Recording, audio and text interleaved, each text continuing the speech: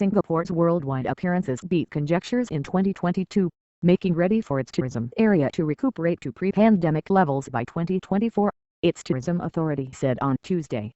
The city-state saw 6.3 million guests last year, surpassing the Singapore Tourism Board's estimated conjecture of between 4 to 6 million, while income from their spending was assessed to arrive at $13.8 billion to $14.3 billion, $10.45 to $10.82 billion.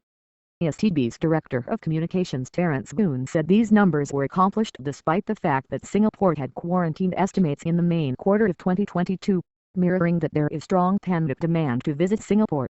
In any case, factors, for example, flight limit and any re-established line limitations could direct tourism recuperation, said STB's Chief Executive, Keith Tan.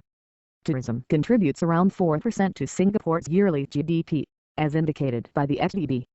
In 2019, the Territorial Travel Center Point saw a record 19.1 million guests and $27.7 billion in income.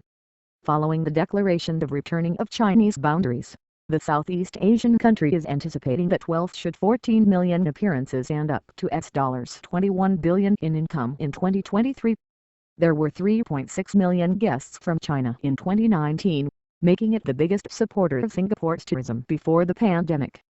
Be that as it may, while it had severe travel limitations set up, China was overwhelmed by Indonesia, India, Malaysia, Australia and the Philippines.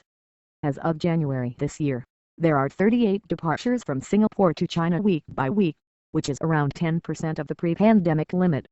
The Singapore Transport Service said in Parliament last week that carriers have applied to work more trips between the two nations, and the specialists will assess and support them logically.